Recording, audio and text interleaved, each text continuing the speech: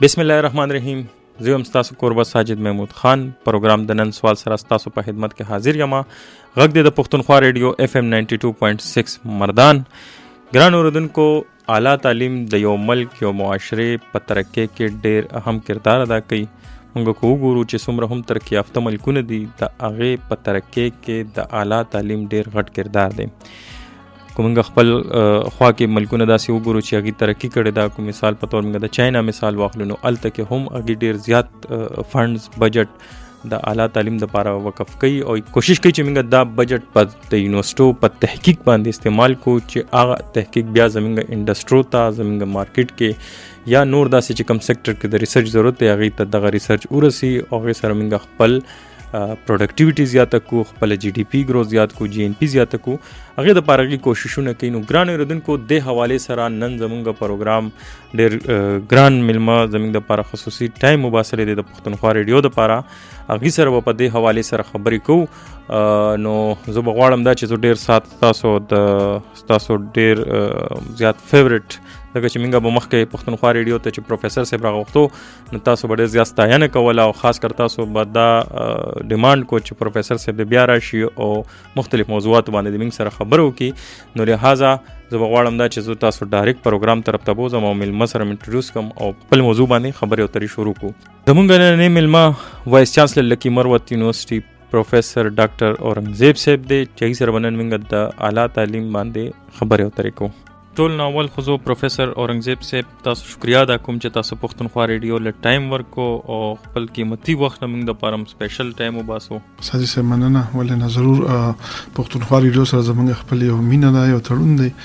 هر وخت موږ یو د دې سامعینو دپاره یو چې موږ خلک اوري، موږ سره انټریکشن کوي. نو ډېره مننه چې تاسو بلکې موږ انوایټ کړو او یو ځل بیا موږ خپل سامعینو سره مخامخ یو. ګران اوردونکو، پروفیسر صاحب به زموږ د پروګرام اکثر موږ ته به راتلو، زموږ ته به رهنمایي کوله او ډېر ښې خبرې به دا کولې. خو چونکې هغې وایس چانسلر لکې مروت یونیورسټي سلیکشن وشو، بیا هغې هلته کې خپل مصروفیاتو په وجه لږ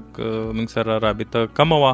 نو اوس به بیا انشاءالله موږ کوشش کوو، ته به ریکویسټ کوو چې پختونخوا ریډیو مردان ته ټایم ورکوي او موږ سره په مختلف موضوعاتو باندې خبرې اترې کوي چې هغې نه به تاسو ته انشاءالله رهنمایي ملاویږي.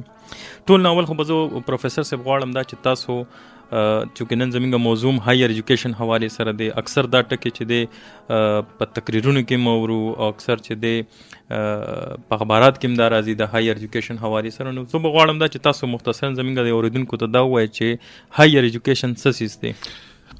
تاسو کو ساجد صاحب ډېر ښکلی کوېسچن وکړو، ډېر ښکلی سوال دی. موږ چې کله پرایمري کې یا های سکول کې وو، موږ به د قائد اعظم محمد علي جناح رحمت الله علیه باره کې کله سبق ویلو او بعضې مضامینو کې، نو هغې کې به یې لیکلي چې محمد علي جناح انګلستان روانه ہوئی اعلیٰ تعلیم کے لیے. نو موږ به دغه وخت کې وکتل چې دا اعلیٰ تعلیم دا جوړ صرف بهر دنیا کې وي. بالکل سر. بیا چې دلته کې کله موږ پوه شو او دا تعلیمونه مو کو، نو اعلیٰ تعلیم بای ډیفینیشن تعلیمونه موږ په دوه حصو کې تقسیمو. یو ته موږ فنډامنټل رایټس والا تعلیم وایو، بنیادی تعلیم چې هغه د 12 جماعت پورې دی. دا د یو ان چارټر لاندې دی، ټولو قانونو یو دستخط هم کړی دی چې د 12 جماعت پورې تعلیم به بنیادی وي او دا د انسان بنیادی حق دی او ټول سټیټس به دا فری اف کاسټ پرووایډ کوي. په پاکستان کې د 73 کانسټیټیوشن لاندې هم د دې خبرې پروټیکشن دی چې سټیټ به یا مملکت به یا زموږ دا وطن به مفت تعلیم دا ګارانټي کوي د 12 جماعت پورې. د 12 جماعت نه پس چې دی نو دلته هایر ایجوکیشن شروع کیږي، اعلی تعلیم چې ورته وایي. اعلی تعلیم چې ورته وایي. نو مخکې به زموږ دا وطن غریب و، دلته به هغه ورځو کې د اعلی تعلیم مواقع ډېرې لږې وي، نو خلک به بهر تلل. او اوس الحمدلله دلته یونیورسټیانې جوړې شوې، نو پای کې اعلی او د اعلی درجې هم د اعلی نه بیا نور اعلی چې هغه د تحقیق په بیس باندې دي چې د امفل او د پی ایچ ډي تعلیم دی، نو هغه هم دلته کې شروع شو. دغه بنیادی د دې تعریف ته ډیفینیشن دی. ٹھیک شو سر. سر اکثر موږ دا خبره کوو چې موږ کو ګورو دنیا کې داسې ملکونه دي چې هلته لټرسي ریټ ډېر زیات دی. کو هغې کې موږ وګورو سریلنکا مثال هم شته، نور به هم داسې آسیان کنټریز کې شته. خو کومنګ بیا هلته ګورو نو هلته کې د ایلیمنټري اینډ سیکنډري ایجوکیشن به هم زیات وي. خو اکثر دا خبره کیږي چې همیشه چې یو ملک په ترقی کې کردار ادا کوي نو اعلی تعلیم چې دی یا هایر ایجوکیشن ډیر اهم کردار ادا کوي. نو زه چې د حواله سره تاسو اوریدونکو ته اوسو خبرو کې چې مطلب د اعلی تعلیم څه کردار دی. موږ خو اکثر عموما وایو چې د تعلیم کړي دي, کو لسم پاس موږ د تعلیم کړي دي, کو دولسم پاس نو تعلیم کړي, کو پی ایچ ڈی هم کړي د نو تعلیم کړي. بالکل تاسو د کوېسچن اصل کې درې ډیفرنٹ سیکشنز دي. جی سر. یو تعلیم بنیادی طور باندې موږ چې کله کوو نو لیټرسی, تاسو یو ټرم یوز کو, لیټرسی دې ته وایي چې یو انسان د دې د یو لاندې یو بنیادی ډیفینیشن دی, تعریف دی چې لیټریټ کس بس ته وایي. لیټریټ کس هغه ته وایي چې د خپل نوم چې دی په یو ژبه کې لیکلی شي, نو دوی ته موږ او د هغه نوم بیا لوستی شي, لکه لیکت پړه چې ورته وایي, لیکت پړه چې ورته وایي یا مختلف. نو د دې ګوره ان پړ بل د دې الټا چې دی نو بالکل چې ټکی هم نه ویلي. نو بنیادی طور باندې لیټرسی دغه ته چې لږ لوستل کولی شي او لیکل کولی شي, دا لیټریټ سړی دی. زمونږ وطن کې اوس ورو لیټرسی په مخ پړوان باندې زی سکولونه ان شاء الله ډیر شو او نور بم ډیر شي. اوس هم ډیر ضرورت دی ځکه په کروڑو بچی چې دی هغه د سکول مخ هم نه ویني. نو موږ ته اوس هم ډیر زیات ضرورت دی چې موږ ته د بار ملکونو هم ضرورت دی چې موږ سره مرسته وکړي. زمونږ د پاردام ډیر یو چیلنج دی چې 3 کروڑه زمونږ بچی دی وخت کې سکولونو ته نزي چې هغه موږ لیټریټ کو. یو دا لیټرسی پارت دی. لیټرسی د دې لپاره ضروری دی, دا د وطن کې دا د سیویک سنس لپاره ضروری دی چې ډیولپ شي, یا د یو وطن کې چې خلک اوسېږي دا اوسېدو لپاره لیټرسی ځکه ضرورتي. چې یو مثال په تور یو سړی دی چې ته ډرایوینګ کوي, یا په موټر سایکل باندې سور دی یا په چنچي سور دی یا په, نو دا بورډونه ته مثال په تور باندې وګوره, په بورډونه خو بلوستل به پکاري. اوس کدی بالکل انپړی نو دا بدا د ته وسه بدلږي چې په خبر داسې دی او کله اور داسې دی, د بیا بل سنخ نه خانه یادې. نو دا لیټرسی د دې لپاره ضروری وي چې هر وطن کې خلک لیټریټ شي چې په سر ټکا پکا باندې پیږي. بیا د دې نه پس یو الیویټډ فارم دی هغه چې دی نو هایر ایجوکیشن ته هم خلک زی او د دې علاوه ټیکنیکل ایجوکیشن ته مزي بایفرکیشن وشي. ټیکنیکل ایجوکیشن ډیر ضروری دی, لکه زمونږ معاشري چې وي نو معاشري کې هر قسم خلک موږ ته پکار دی, نای نانداف بټیاره مختلف چستا ترکاڼان چې نو دا موږ د ټیکنیکل تعلیم نه بغیر نه کیږي. زمونږ دلته کې دا ټیکنیکل تعلیم صرف هغه پخوانی طریقه چې کومه ډیره پخوا د نوح علیه السلام د وختونو روانه چې استاد سره بناسته هغه سره په دکان کې او چلو پیسې نو انسټیټیوشنلایز کړي. موږ دلته په دې وطن کې نه دي, خو بهر نور وطنونو کې ډیر ښه کارونه په دې کې شو او ټیکنیکل ادارې دي چې کې دا مختلف فن خلکو ته باقاعده په ساينټیفیک انداز کې خودلی شي. نو کاغه د کوکینګ تعلیم وی او کاغه د ترکانه تعلیم وی او کده نیتوب تعلیم وی او هر ټیکنیکل درزیتوب تعلیم وی او په دې کې بیا مختلف سیکشنز دي, خلک دا زده کړه کوي او کلیان مخه ته راځي. دریم بیا چې دی نو هایر ایجوکیشن دی, او دا اوس تاسو بنیادی سوال چې دی نو هغه ته اوس راځم چې هایر ایجوکیشن اصلي سیز دی چې هغه بیا لاراواري ترقې لپاره. هایر ایجوکیشن بیا موږ په 2 پارټس کې تقسیمو. یو ته موږ کالج لیول ایجوکیشن وایو چې هغه د 12 جماعت نه بره تعلیم دی, 4 کاله دې ته موږ کالج لیول تعلیم وایو, 4 کاله تعلیم. او زمونږ په دې کې بده ته نن سبا چې خلک کوي دې ته په بي اس وایي, مخکې به دې ته بي او ام یا بي سي او ام ای سي ویلې 4 کاله ته. دا هم د هایر ایجوکیشن دی, خدا دا سه هایر ایجوکیشن چې فریم ورک پرووایډ کوي, بنیادی لرنینګ پرووایډ کوي د تحقیق لپاره. بیا د دې نه پس د تحقیقي تعلیم دی چې هغه د ام فل او د پی ایچ ډی په لیول کې دی. نو ساينسي سوچ ارګنایز کول لپاره تحقیق بنیادی شی دی, او په دې کې بیا موږ انډیجنس تحقیق او چې کوم یو فلوینګ تحقیق ته چې اوسنه په وخت کې کوم مسائل دی ټول دنیا سره فیس کوي هغه تحقیق, او بیا سه انډیجنس چې زمونږ دلته په وطن کې کوم مسائل دي هغه به موږ څنګه سالف کوو. نو زمونږ تاسو یو بنیادی خبره وکړه, زمونږ وطنونه خو غریبانان دي. بالکل سر. نو دا غربت به موږ څنګه ختمو. نو د دې لپاره به هایر ایجوکیشن موږ کوو, آی کې به موږ سره مختلف سیکشنز دي, د پراپر ریسرچ کیږي, سیریز ریسرچ بم کیږي, د کې به د وطن خپل رول راځي، د کې به د مملکت خپل رول راځي، هغه به د ریسرچ سپورټ کوي، د کې به د انډستری رول راځي. تاسو ته مثال وایم، تاسو کو په دې کورونو کې زمنګ د سامعین ناستي نو دا سه غیر چاپیره دی وګوري، نو دی بم د سره په پلاس کې موبایل دی ته دی وګوري، دی ته ټلویزیون ووي، دی کې دی شیر کنډیشن یا پکې ته ناستي، دی بجلی ته ناستي، نو دی دا وګوري چې دا کم شی دلته موږ خپل جوړ کړی دا سر چې دا موږ سره د زمنګ د خبرې چې وری دا زمنګ چې کوم خبرې اوري، نو دا ټرانسمیټرز دا مایک ته چې موږ کوم ناس شو، دا زمنګ انجینیر صاحب چې کوم بټن وخی او دا اف ام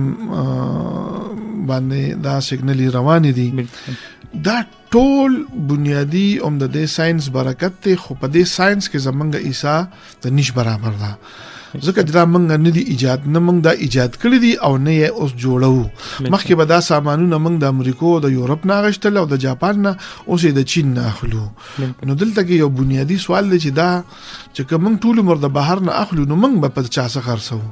نو موږ به د اګریکلچر پروډکټس بکو را یا را میټیریل بخرڅو، اوس خو غم بیا واپس ته بیا په واپس به موږ راغواړو، لکه غنمو مثال شو، هغه دا مسائل دي. خو موږ به دغه څه غریب پاتې شو. نو د دې واحد د مالدارۍ واحد طریقه دغه دا چې موږ تحقیق وتاسو ته یو ساجد صاحب یو وړو کې مثال درکوم، دا زما همیشه وې ما دا زما فیورټ مثال دی، په دې کتاب هم لیکم لګیم. هغه دا دی چې دا شګه د مثال په تور بالکل سر د شګه ته تاسو وګورئ، نو دلته کې زمونږ په وطن کې د شګه کې صرف خلک سیمټ چې یو پلستر په کې یو کورونه په جوړي، بلاکونه جوړ کړي ته جوړي یو بلاکونه، د دې شګه دلته کې نور څه اهمیت نشته. خو تاسو که چېرته شیشې کارخانه ته لاړئ، نو الته هم دا شګه نه شیشه جوړیږي. بالکل سر. نو دا بنیادی طور باندې موږ به کارخانه لګول پکاري چې د شګې نه شیشه جوړ کړو. بیا د شیشې یو قسم دی اوم د دې شګې نه جوړیږي چې هغه بلیټ پروف شیشه ده. بالکل سر. چې باغې ګولې او اسم اثر نه کوي، ډېره ګرانه ده، په لاک روپیا باندې یو فوټ ملاويږي. نو دې گاډو کې او هغه بلیټ پروف شیشه هم لګیدل پکار دي. خو بلیټ پروف شیشه موږ اخلو، نو بیا به نورم غریبانان شو، ځکه چې موږ نشو افورد کولی. د دې نه علاوه اوس په نوم بلیټ پروف جوړیږي. تاسو چې وینئ دا بهر نه چې بلیټ پروف گاډي راغواړي، یو موټر چې هغه په 1.5 لک روپیا باندې دی، که هغه موټر تاسو راغواړئ نو په 10 کروڑه باندې دی چې بلیټ پروف وي. بالکل سر. نو دا بلیټ پروف سټیل بم جوړول غواړي، نو دا موږ دلته کې موږ سره ټیکنالوژي هم نشته او موږ دا ساينس مخې ته شګه را سره خډېره ده. دغه سي د دې شګه نه چې دینو بنیادی طور باندې اوس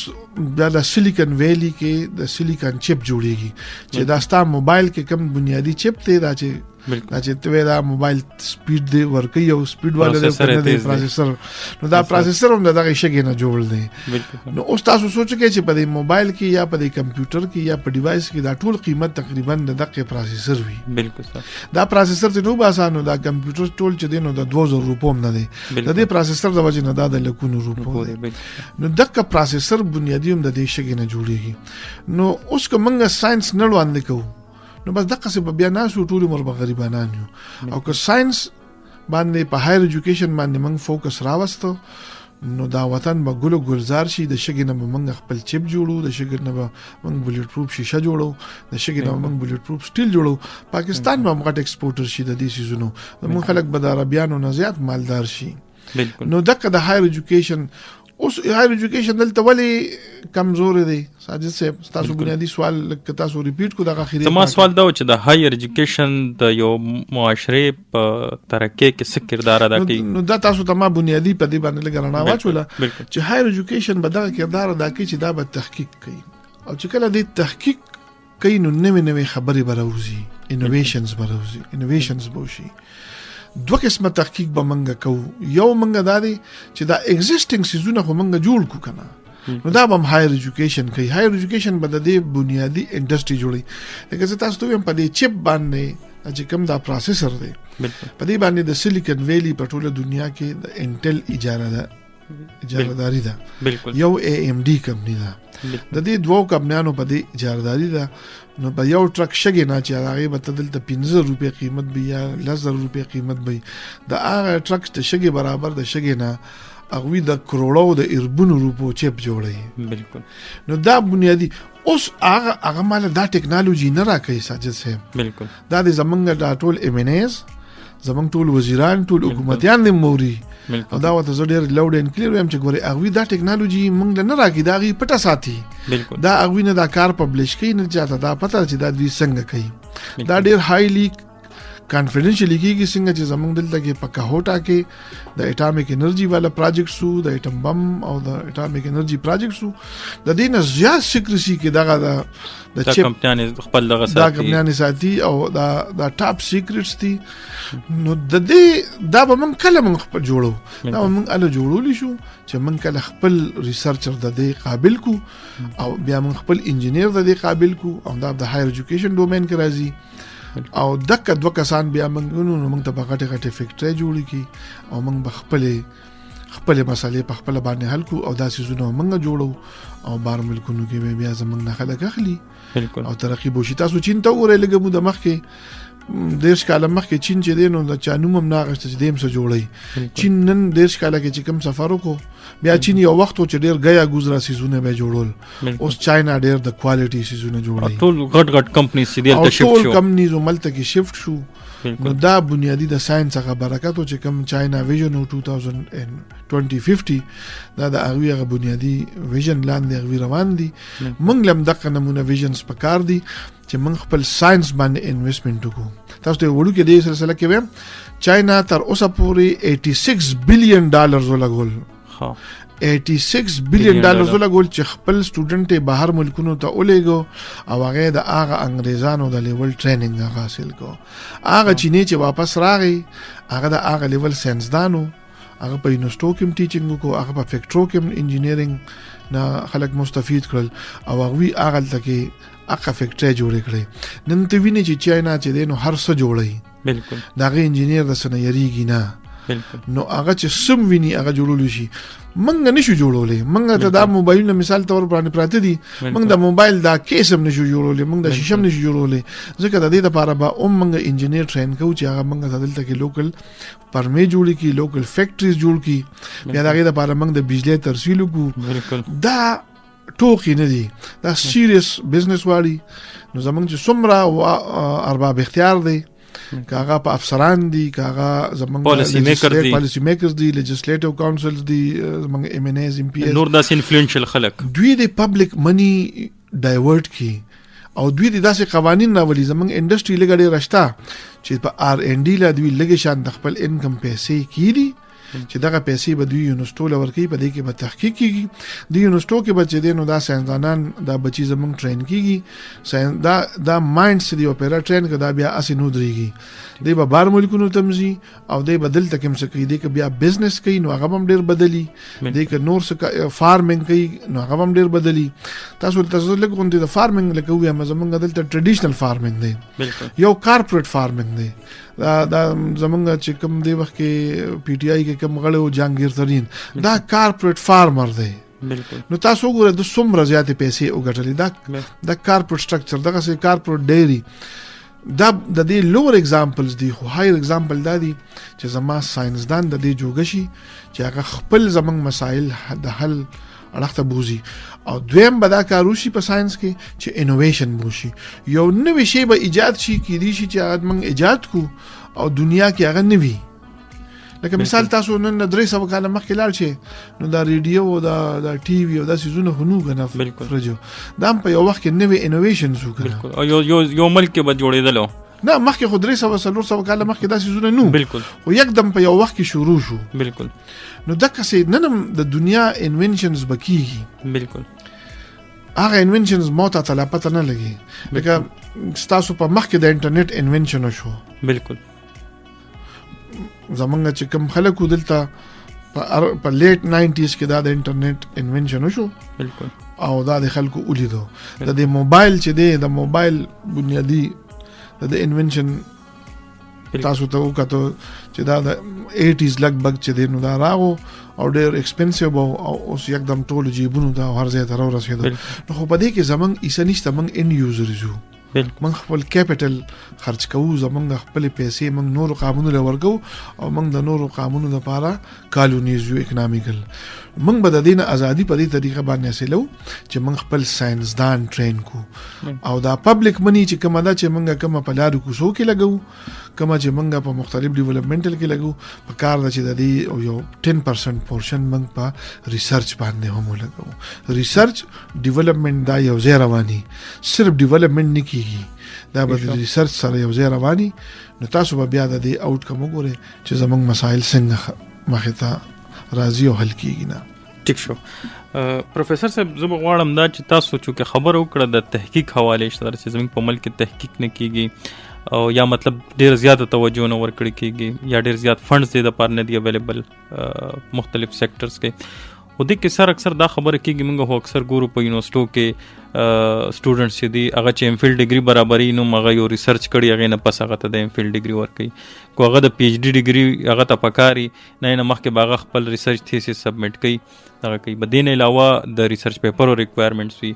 نو اکثر خلک وایي چې ریسرچ خو کیږي دلته کې، نو بیا څه وجه ده چې چینج نه راځي؟ موږ داسې صحیح نه چې مطلب موږ ووایو چې په ساینس کې موږ څه خاص بریک تھرو کو څه چینج هم راوستو، سوسایټي کې هم څه چینج راوستو یا نور داسې څه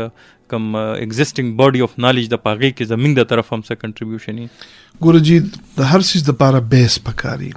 تاسو ته زه د سپورټس باره کې یو مثال به در کوم، نو د تحقیق سره به لینک کو چې دا سامعین دا کوم اوریدونکي دي چې دوی په دې خبره باندې هم پوه شي. پاکستان د کرکټ ورلد چیمپئن دی او د کرکټ ډیر ټیلنټ دی. څومره خلک کرکټ کوي،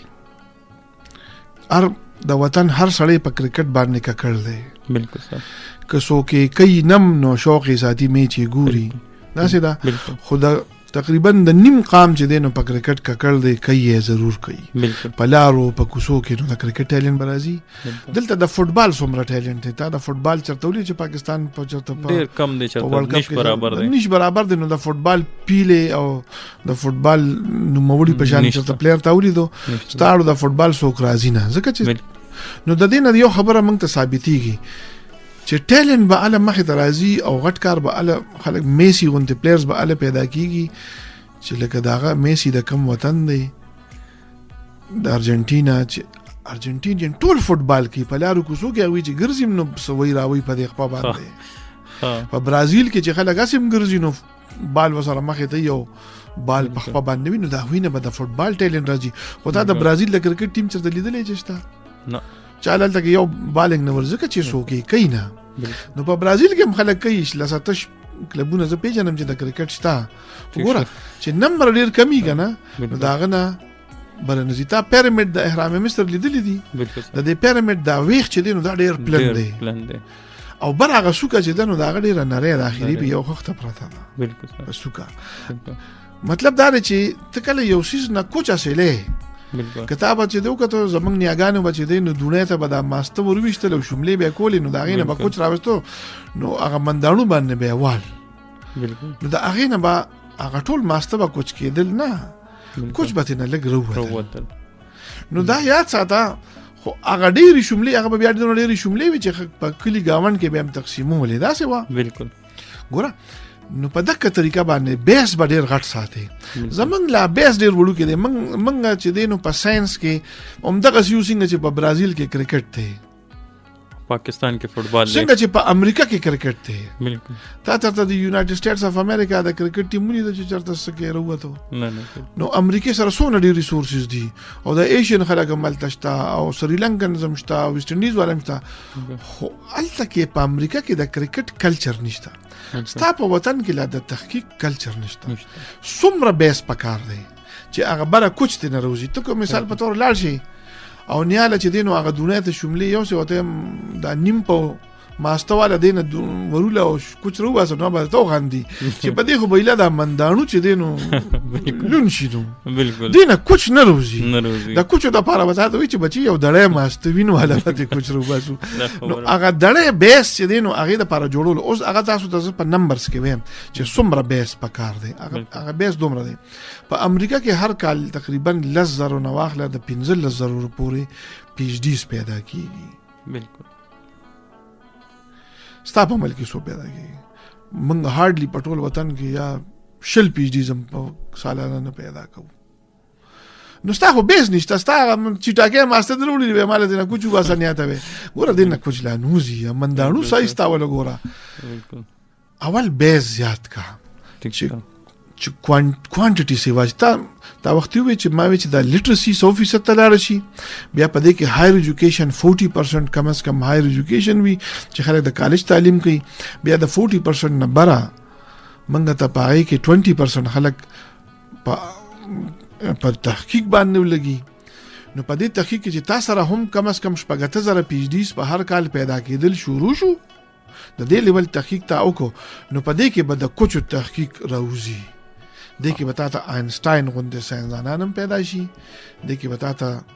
د پیلې غوندې نوموړي لوبغاړي په ساينس کې هم پیدا شي. خو کته هغه بیس نه جوړ کړي نو دا ټټو په تو باندې کار نه کیږي. دا منګه دلته کې چې کم دی وخت کې تحقیق کوو دا منګه داسې یو چې تا یو سړی له لیند ورکړي دا وته وې د زمروخ کار کوا. نو منګه دا خو ډیر تکړه ساينسدانان دي چې دوی کله په زمری باندې سترګولي او سړی زمری قابو کولو کوشش کوي خو زمری قابو کیږي نه پلیندو. د زمروخ کار د لپاره پراپر ټولز پکار دي. او د دې قام دا کمی پیسې چې دي موږ د قوایو همیشه چې د ډیولپمنټل بجټ یو خاص پورشن ریسرچ ته هم ورکا. زمونږ نن یونیورسټي ډیر په مشکلاتو کې دي او د تحقیق نه چې دینو د تحقیق ډیر فقدان دي. تاسو نم زب د دې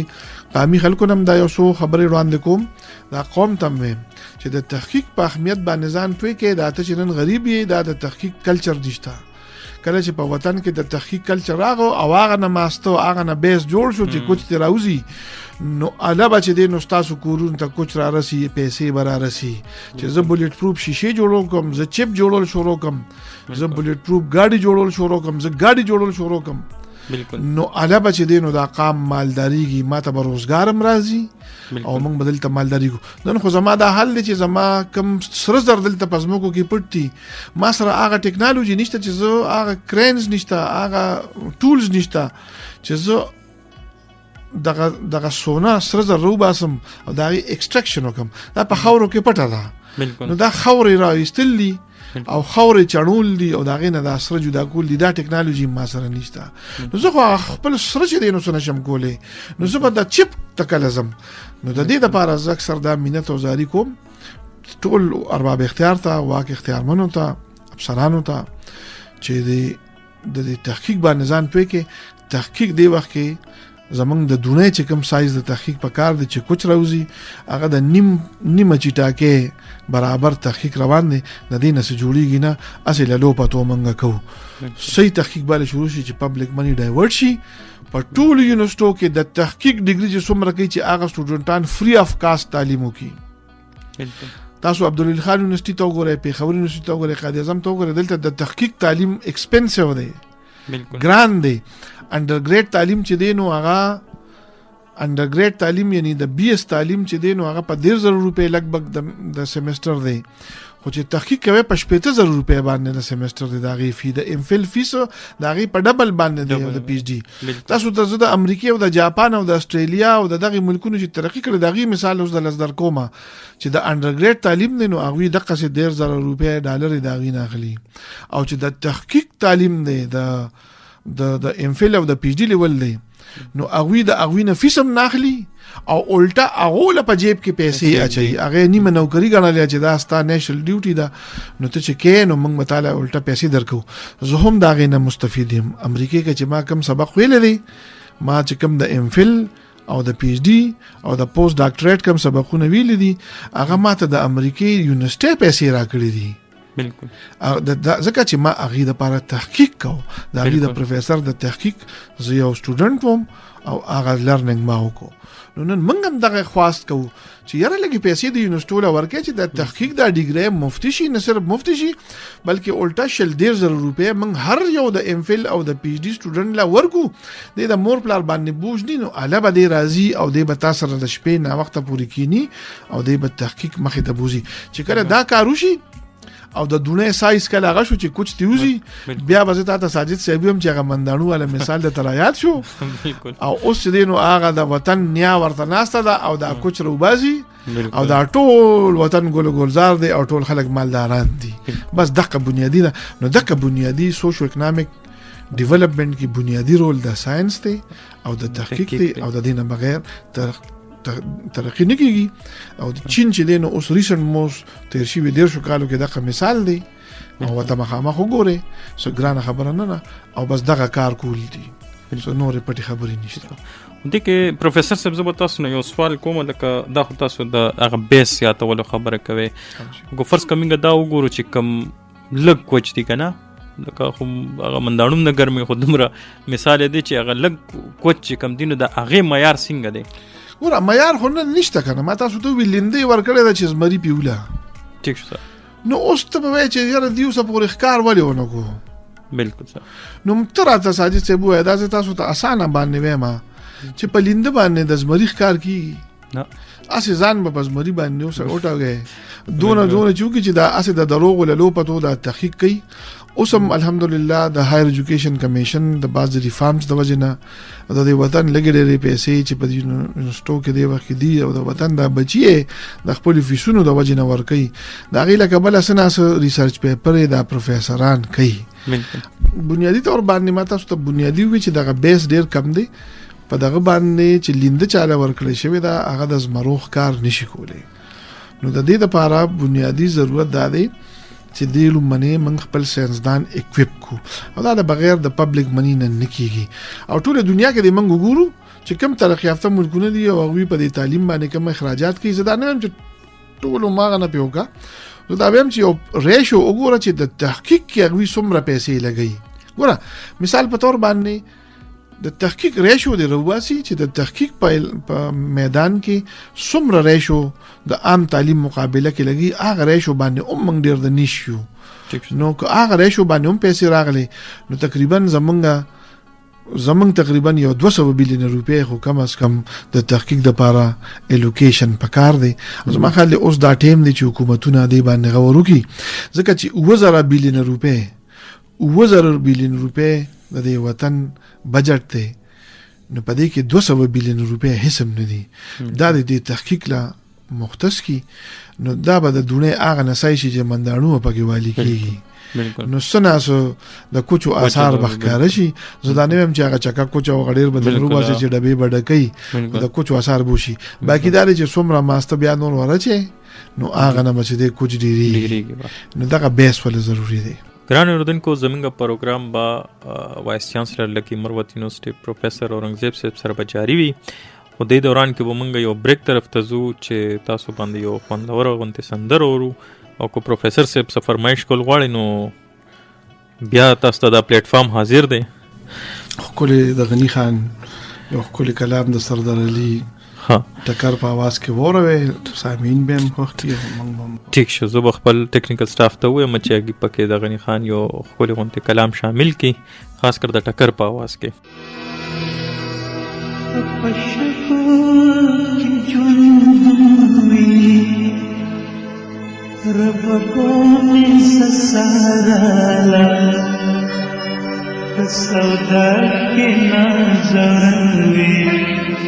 مامره برکسودا کپشک کی جنجوی رب بامی سسارالا کسودا کی نازدرنگی مامره برکسودا کپشک کی جنجوی رب بامی سسارالا کسودا کی نازدرنگی مامره برکسودا مامره برکسودا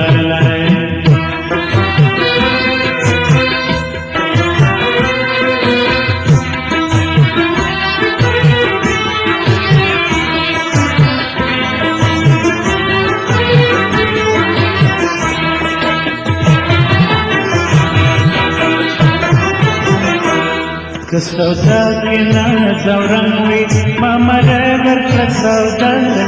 کپساد کی مات کی ندی رب مرگ رب لسالا کہے ڈال پیغام دنور بخندہ سرانا نوی متغر پورش پتا تیرا غرد لالا کد جلمت سبل نشتا بس جلل او سوی دل دی داپل جوش پتر دوالا داپل ہوش پتر دوالا کپشکو کی جنجنوی رب بامی سسارالا کسو سودا کې نازورندې ما مړی درکړه سوداله ما مړی درکړه سوداله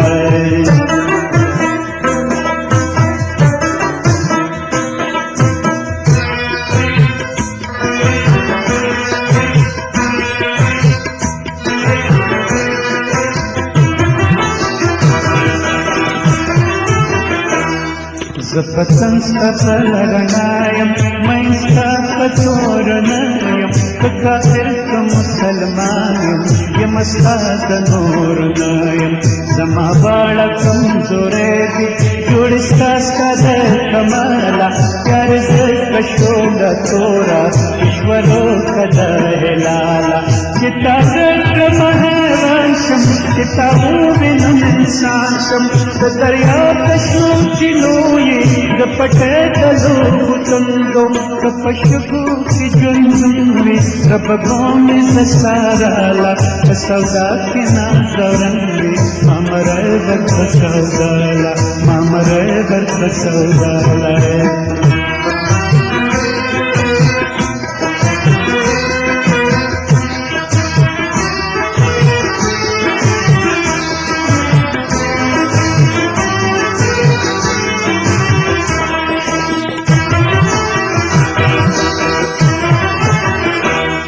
چې تا ورکړم په یاغان شم چې تا خپل کړم دوستان شم دا ګناه زما د څه ده چې زه چغې شم جانان شم دا خو ستا د خیش په سور دی چې زه غم شم په یابان شم یا خو واک د باچا راکړه او یا سفر د فقیر را په دې ژوند کې رنګین خوب لا یو ښایسته شالي تصویر را چې ستا اوسن چې بندي کړم داسې لاس داسې زنځیر را د دا اوښ کې ستا شراب وي د دا چغې ستا رباب وي زما عمر ته جډه کړ یو لمحه ستا د شباب وي که په شګو کې ګونګون وي ربګو مې سساراله د سودا کې نازورن وي ما مړی درکړه سوداله ما مړی درکړه سوداله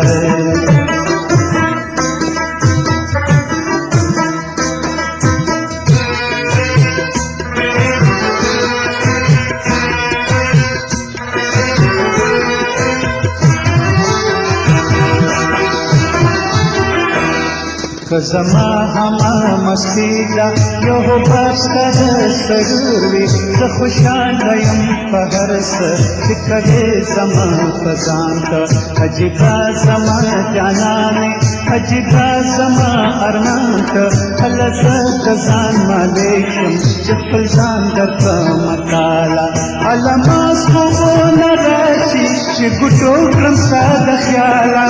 د کل جهان مالکه جواب راستا د جمالا ولې جوړ سره کې باکې کسا جوړ کې د کلالا ولې والې زمارا با د والې جواب سده کپ شګو کې ژوند وي ربابو مې زسارالا د سودا کې نازورن وي ما مړی درکړه سوداله ما مړی درکړه سوداله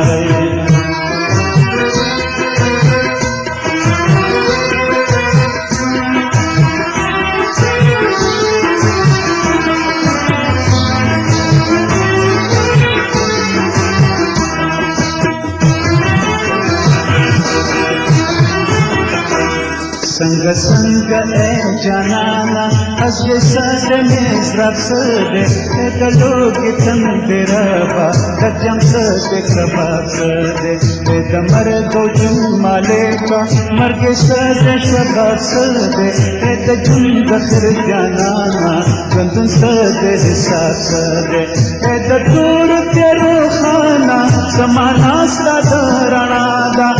दमर दो जुम माले का रंगीन सा खंदाला कपशगो की ژوندون وي ربابو مې سساراله د سودا کې نازورن وي ما مړی درکړه سوداله کپشگو کې ژوندون وي ربابو مې سساراله د سودا کې نازورن وي ما مړی درکړه سوداله کپشگو کې ژوندون وي وي رببو مې د سارا لا د سودا کې نازورن وي مامره ورته سودا لا.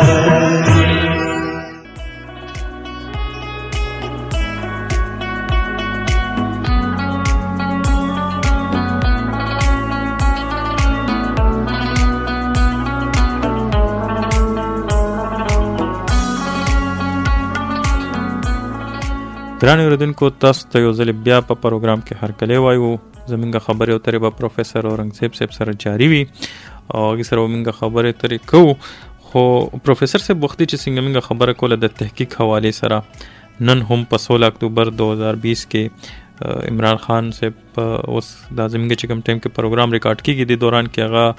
نسټ یونیورسټۍ ته تللی دی او هلته کې د سټنټ مینوفیکچرینګ یونټ افتتاح کوي. نو داسې قسمه اکټیویټیز زموږ په د یونیورسټو کې ولې یا خو کم دي یا نشته دی؟ دا څه وجه ده؟ اول خو دا تاسو څونه ښکلی سوال وکړو، نو دا به هغه زوړ سوال سره م لینک وو د تحقیق هغې سره. سټنټ د یو تحقیق د وجې نه موږ راغو. سټنټ څه شی دی؟ د زړه دا رګونه کله نه کله بند شي یا د زړه د احوال بند شي یا د زړه د چې کوم رګونه تلې راغلي دي نو دا بند شي. نو دا چې کله کولاوي نو په دغه دوران کې دا رګونه کمزوري وي یا د کې نور مسائل وي نو هغې ته یو سپورټ ورکوي. دغه سپورټ د یو میټیریل نه جوړیږي او هغه میټیریلز د تحقیق د وجې نه په دنیا کې راغلی دی. د هغې اوسه پورې چې کله موږ دلته خلک دا بایپاس اپریشن کوي یا دا نو دې دوران یا دا اسې د انجیوګرافي چې کله وکړي نو بعض وخت کې دا سټنټس ورته لګوي. چاته یو سټنټ لګي چاته شپږو پورې ولګي. نو د دې سټنټ یو قیمت چې دی دې کې څه د اوسپنې نه جوړیږي نو هغه ارزان به و، هغه به په 1 لاک روپۍ خوشو او څه د یو داسې میټیریل نه جوړیږي چې هغه د رګ په شان میټیریل دی، د رګ حصه جوړ شي نو هغه د 6 لاکو پورې د هغې قیمت دی په مارکیټ کې د بار ملکونو نه راځي. د هغې نه ښه کوالټي سټنټ چې دی نو نیشنل یونیورسټي اف ساینس اینډ ټیکنالوژي نسټ جوړ کو دلته د تحقیق د برکته او هغه مارکیټ ویلیو به زما خالي 30,000 to 40,000 روپۍ وي او دا د هغه بهترین سټنټ نه هم خو سټنټ دی. دا وی کلیم کوي اوریجنلی چې کوم پروفیسران دی هغه پیژنم اسلام آباد کې هغوی دا تحقیق کړی دی. دغه هغه بنیادي سوال دی ساجد صاحب چې تاسو وختي ما نه تپوس کوو چې یاره تحقیق کوئ نو څه ترې نه راوځي که نه څه فایده به وي. نو هغه چټاکۍ ماسته دروړو او غټه دونه کې د راایستي وو نیا پکې بنداڼو به پسې وخندل خو بیا هم ترې نه ګوره یو پوچې کوچ راووتو. او زه تا ته د دې کوچو یو خبره کوم. دا نیشنل یونیورسټي سره لږې ډېرې پیسې شته نو ځکه دا کار وشو چونکې دا د آرمډ فورسز د لاندې کار کوي او عام فورس سره الحمدلله وطن کې خپل پیسې دي نو دا غي د وجه نه دوی په تحقیق کې سره کار کوي. د عام فورسز زمونږ کوم د سکیورټي تحقیق کړو که تاسو خیال کړی زمونږ د کهوټا پروجیکټ چې د اټم بم نو په دې وطن کې ګوره پیسې لګي دي د دې وطن ساينسدانانو قدیر خان سمر مبارک او دا وی ګڼ شمېر نورو په سونو ساينسدانان ټرین کړل او هغه ساينسدانانو نیوکلیر ټیکنالوژي اصل کړه دا انډیجنس دا دا نه موږ را پټه کړې ده نه را لچاره کړې ده دا موږ خپل دلته ډیولپ کړل او دا هغه ټیکنالوژي د وجه نه ستا نیشنل سکیورټي مضبوطه شو او دا هغه ټیکنالوژي لکه بل تا مختلف پاور پلانټ سم چشنو په چشمه کې یا په نورو ځینو کې دا د بجلی د 300 میگا واټو د بجلی دغه مو لګول پیداوار مو لګاو دا د تحقیق د وجه نه کېدو او همدغه ساينسدانانو تعالی کوم د دې وطن دا موږ له د يهودو او نصاراو او د بار ملکونو جاپانیانو تحقیقات والا نه دی کړی دا موږ په پزړو نوړو بنا دا موږ په خپل باندې کړی دی خو ولې هم کړی دی بالکل پیسې دی راور وشته نو د لمو کو سټنټ والا چې کوم کو دا غوینه لکه تاسو کا سټنټ والا لګي پیسې ورويشته نو کو فواد چودري صاحب ته دا میسج دی او کوم زمونږ چې کوم اوریدونکو دي په اردو کې دی وته ترانسلیټ کی او دا خبره دی وته ووري زمونږ مرګره دی فواد چودري صاحب هغه تم زه دا ویم چې ګوره په دې کووډ کې لګي ډېر پیسې دی مختلفو ځایونو ته وشته نو دلته وینټیلیټر جوړ شو سه خرسیم ماسکونه جوړ شو او سه خرسیم چې کلم پیسې رولي چې پیسې دی لګي په دې نېشنل سکیورټي کې راوښته نو جی اف تندر هم دلته د ساينسدانانو تعالی جوړ کو او چې پیسې نه رولي نو موږ سوزاکیم نشو جوړولې موږ موټر سایکل هم نشو جوړولې موږ لوټم نشو جوړولې نو چې په کوم سېکټر کې ګوره پیسې رولي او موږ ته وې سیندانان ته وې چې دا کار وکړي مې دا لوکو او چې نه ولې نو بس لینده د راکړه دا په دې لینده باندې چې نو شیرولې نو بس بیا موږ به شیر نه پټي ګو گزار پاغه نه گزان په ډبو. بالکل خبر ٹھیک ده سر دا زموږ د ډسکشن خو ډیر زیات وګدیږي او چې ماشاءالله تاسو ډیر ښه یو ایکسپیرینس هم دی نالج هم دی او بیا ډیر ښه انډرسټانډینګ دی تاسو د ډیفرنٹ سیزونو باره کې چې کوم ساينس د ترقی یا د معاشري د ترقی یا معاشري لحاظ سره ډیر ښه پوهه لري. خو کومنګ وګورو نو زمين په ملک کې پرایویټ سېکټر هم هغه شان وایبرنٹ نه دی اکټیو نه دی نو د دې څه وجوهات دي آیا دا د سرکار سره لینک دی کنه مطلب دا غي سزان له وجوهات دي دا ته ډیره خپل خبرو کړه پرایویټ سېکټر نه زمون هوپس تا چې دا وطن کې چې د پرایویټ سېکټر څومره ډیریږي نو وطن به سره مخ پړوان دي بهتري برازي خو عمومي تور باندې دا هم یاد ساتي چې په وطنونو کې یو کلچر وي هغه کلچر که د هر څه وته وي هغه کې خلک کنټریبیوټ کوي د کلچر سره سر سوق نه وږي ځکه چې بیا شکست خوري نو چې ترسو د ساينس اینڈ ټیکنالوژي کلچر نیوي جوړ شوی بالکل نو موږ به دغه سلا غریبانان یو چې د ساينس اینڈ ټیکنالوژي کلچر جوړیږي نو ساينس به مخ پړوان دي دا کې به داسې افسران داسې امیزیم پی ایس داسې وزیران او داسې وزیر اعظمان راځي چې هغه به د طبيعه ال ریل پیسې راولي چې کله ریل پیسې راولي نو ستا په سکولونو ستا په کالجونو کې بدل لیبارټرو پای کې د ډیټا ساينسز پدې کې د ساينس هر شوبه به مخ پړوان دي لاړ شي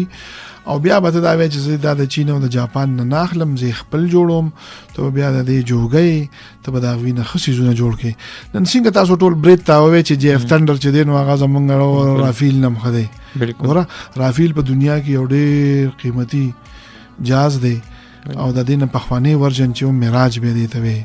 او موږ پاکستان سره موږ معراج تیارې وی نن الحمدلله ساينس دانانو د چین د کولیبریشنز په مدد سره ستا زبردست جهاز جوړ کو چې د F-16 برابر او د رافیل برابر جهاز دی نو چې موږ جهاز او دون لوی ټیکنالوژي ولا شي جوړول شو نو مړه د اصلي کانسپټ داسې ګران کار دی یا د نور سيزونه داسې ګران کار دی بس پیسې راولا او پروجیکټ راولا چې دلې کوو او شروع په ورواچو ته ګوره شل 15 کال پس بچ دی نو دلته د ساينس اینڈ ټیکنالوژي خو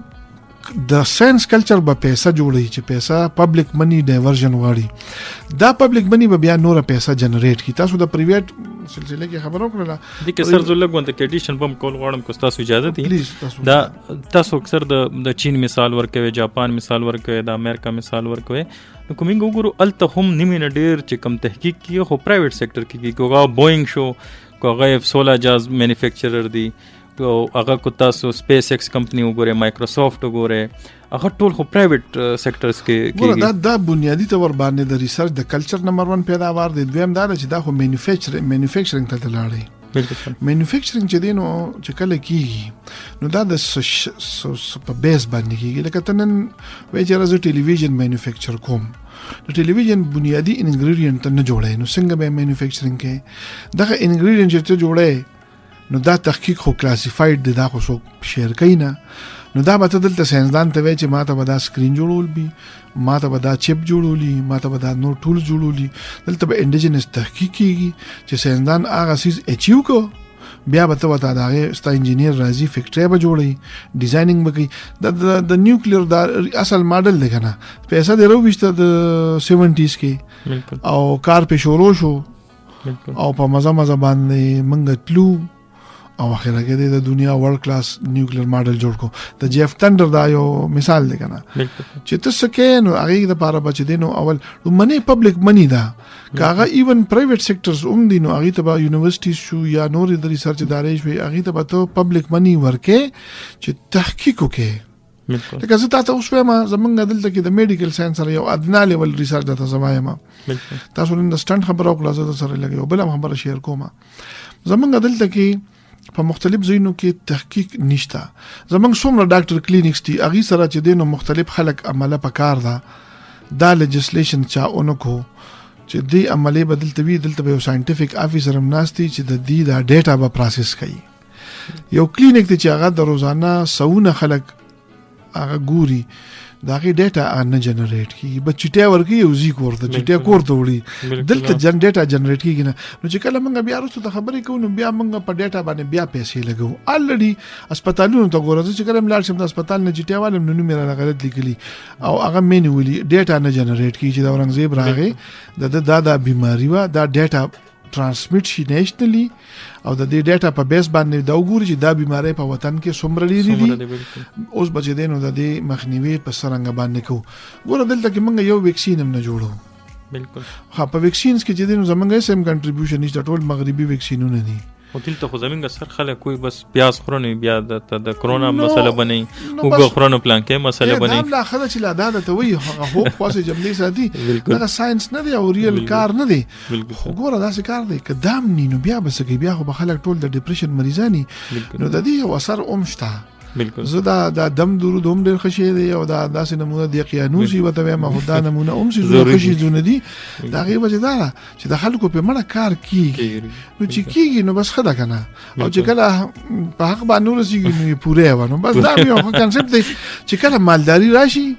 وطن نو بیا به د دې کنسپټونو نه خلک وړي او مالداری به په یو طریقه راځي بل لار نشته. پبلک منی بړو منی راولې چې پبلک منی راولې هایر ایجوکیشن ته نو ستا انډستری به سټرینتن شي. بیا په انډستری لیجسلیشن وکا او انډستری ته R&D له پیسې کړه واپس ریسرچ له پیسې ورکوا نو بیا بچ دینو هغه چکر شروع شي. خو پبلک منی به بیا ورکی ته نن هم د امریکای بجټ وګوره پای کې سبسټانشل اماونت پبلک منی چې دینو هغه ریسرچ لا هغه مختص کړی وي. نو د پبلک منی نه بغیر ریسرچ او تحقیق سوچ مکوا بالکل لکه هغه ناسا د پرچ کم فند دی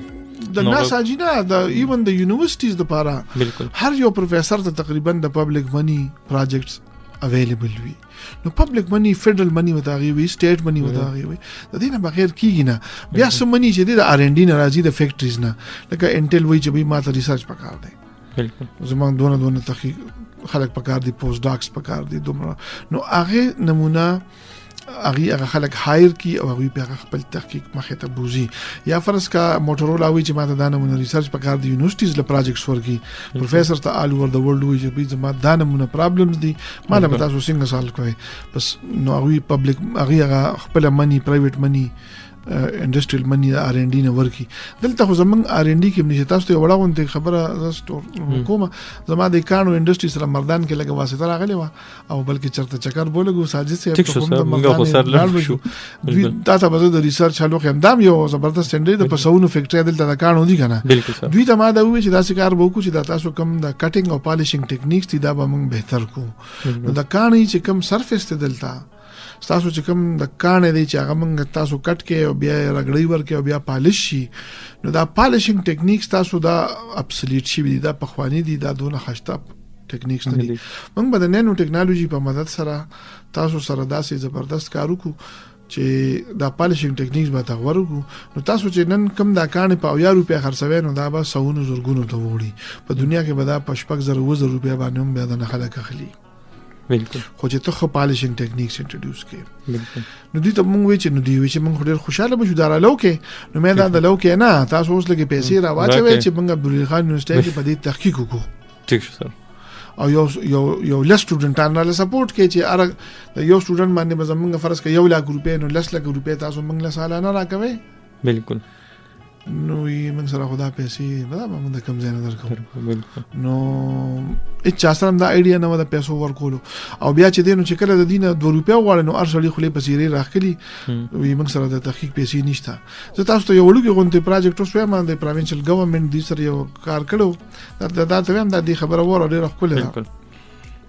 د افیکټو ته وی تاسو چې دا کار کله کټ کوي نو تاسو دا اره استعمالوي دا بوره کوي تاسو په اوبو باندې چې دینو دا کار کوي نو یو نمبر 1 دا د اوبو مسلسل تاسو زمونږ استعمالوي بالکل. تا ته پته نه لګي چې دا څومره سونه فیکټری دي نو هر فیکټری کې یو ډریل لګیدل بالکل. دا هغه د مردان اوبر او باسي سرویس تراولي او بیا غي سره دا دوړه یو ځای کیږي او دا ستا په دغه نالو کې بهار ستاره مردان نوزي ستاره مردان وبزه کا پوچي دودي یو پکې دا مریض نه چې او ته نه یو روپیم د وبوناله. نمبر 2 مدا خبره دوی ته وي چې تاسو داسې مهرباني وکړئ چې یو 10 کند چې دنو دا په خپل فیکټرو کې اوکې نو دا کمی وبچ د دینه تیریږي نو دا دوړه په دې کنده کې پاتې کیږي او هغه سرفیس چې دی د هغې نه په پاکي اوبه بیا برځي او دا چې کله دا د دې دوړې نه ډکیږي نو دا خټه بچې دی نو بیا راغونډوي دا به پراپرلی ډسپوز اف کوي. ما دوی پسې لاړم ما دي ته وی چې دا دوړه چې کومه پاتې شي د اوبو نه دا ډسپوز اف کوي ما دا ځان لسر زر دی بالکل د دې ځان له ډېر اپلیکیشنز دي د دې نه داسې سیزونه جوړې دي شي چې هغه لکه د لیک پرابلمز کیږي د لیکیج بنشي د دې نه موږ فرشونه جوړول شو بر دا چتونه چې دی باندې واچو دا لیک کولی دي نه کانه ځان له جوړي نو ما وته چې دا دوړه خو تاسو ځان له خرڅول شي دا تاسو په موږ د وبټولې بربادوي زمونږ نیرونه پیدا کوي دا وب تاسو زمونږ د نیرونو ته راولې دا دوړه خو واقعي دا خو ځان له سونه ده تاسو د بندلو په شکل کې بیل په سیزونو کې اچوي او تاسو نه بیا خلک وړي خرڅيږي هغه دونه نان سیریس دي هیڅ قسمه د غوته نشته نه هغه یونین ولا په خبره پويږي نه چې د نور خلک په دې خبرو باندې بيږي چې دا خلک سوي او مکه پولیوشن کوي نو پروینشل ګورنمنت لوم په کار دي چې دې سره به پراپر کار وکړي دا زه دا وایم چې دا یونیورسټي په انګیج کې چې موږ ته لګ نور مخ تحقیق وکړو چې موږ ته د خاورې استعمال ومخو نو نشته خو یو لیجسلیشن مکول واړي قانون به جوړول واړي چې د ګټې یو 2% 3% روپیا به تاسو په آر ان ډي اکاونټ کې جمع کوي او دا به یونیورسټي لا ورکوي چې دې تحقیق وکړي. ګران اوریدونکو پروفیسر صاحب سره زموږ کوشش دا وی چې موږ د ډېر زیات انګیج کو او تاسو ته موږ د دې خوږې خبرې ضرورت سو او د حکمت ډکه خبرې ضرورت سو او داسې خبرې ضرورت سو چې هغه د ملک قوم او معاشره ته فائدہ ورکړي. موږ به کوشش دا وی چې موږ پروفیسر صاحب سره ډېر خبرې کو بد قسمتي دا وی چې موږ سره وخت کم وي نو زموږ نه پروګرام اختتام ټایم نږدې دی. ګران اوریدونکو زمونږ را روان هفته د بوت پرز پختونخوا ریډیو باندې بعد 10 بجې د فیسبوک باندې نه او ریډیو باندې به تاسو دوباره هم د پروفیسر صاحب خبرې اورېدی شئ. موږ به هغې سره د هغې د یونیورسټۍ حوالې سره خبرې کوو او د تحقیق حوالې سره به خبرې کوو. را روان پروګرام پورې تاسو نه اجازت غواړو د الله په امان. بیا کډې بارېږي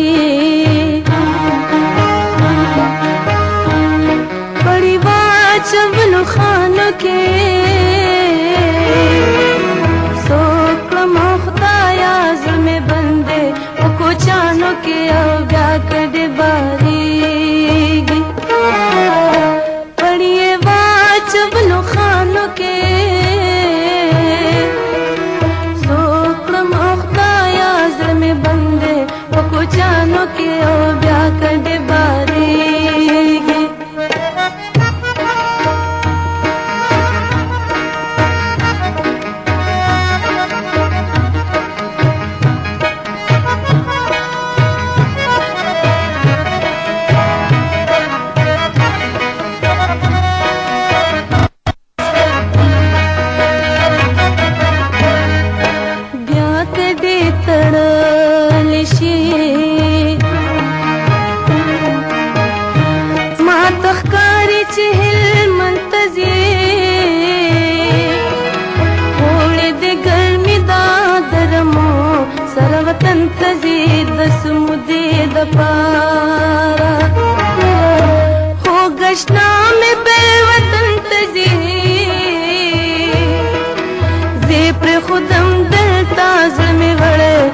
چشمانو کې او بیا کډې بارېږي.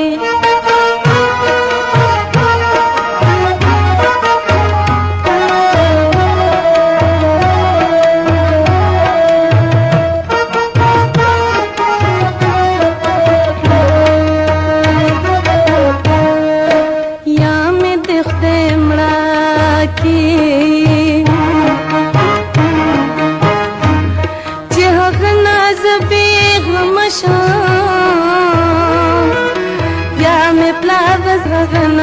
خاطر جمع شمستو پوری بسوازم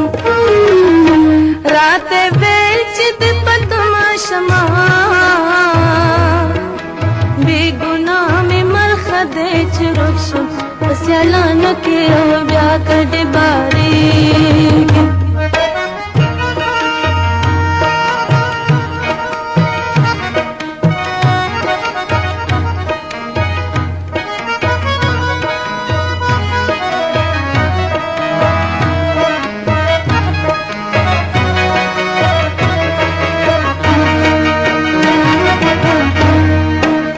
مسکړه ستمګارا